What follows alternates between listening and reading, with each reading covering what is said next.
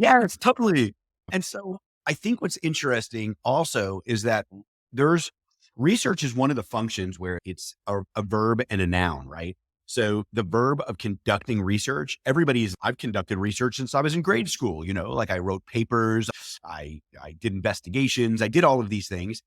And then there's the researcher. That is the person who's specially trained to use different methods.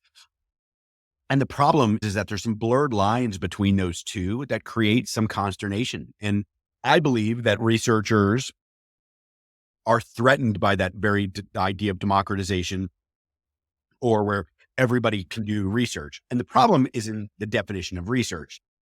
There are really 5 core methods that drive 80% of research. And those are usability testing, desk research, interviews, surveys, and observation.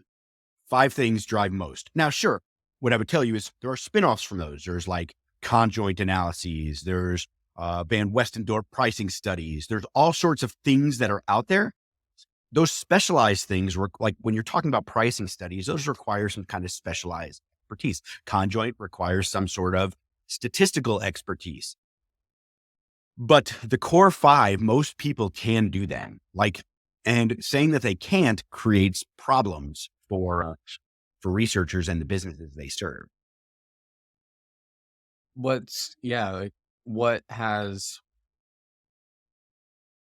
helped me resolve that concern? Because I've had that concern, right? We're just throwing product managers with no experience doing ethnographic studies or any of the technical sounding research methods.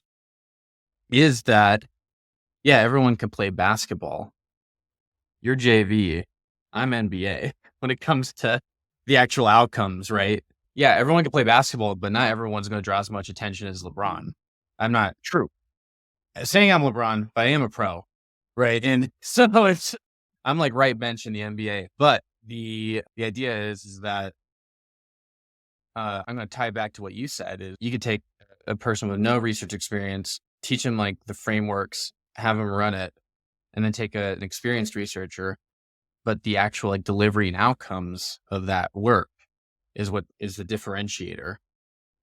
100%. Right? Problem is, Yeah. I think problem comes from the idea of, I saw it on LinkedIn this morning, somebody giving away like research templates that guide people how to do research. The problem with that is that there's no critical thinking about the problems of like research. They're just following a script. A friend of mine who's a researcher and I were talking yesterday about the difference between a discussion guide and like an interview template. So a discussion guide guides the conversation. A good researcher, a good interviewer knows how to start a conversation and go where it goes and pulls people in to answer the questions and explore the areas of interest. The other way is I'm going to have a list of questions and I'm just going to go through and ask them like a robot regardless. And it's really disjointed, fractured, and it's not as effective. That's the problem with research though, is that although you can teach people the different skills, methods, tools, a lot of times they've got other jobs and things that they need to do also.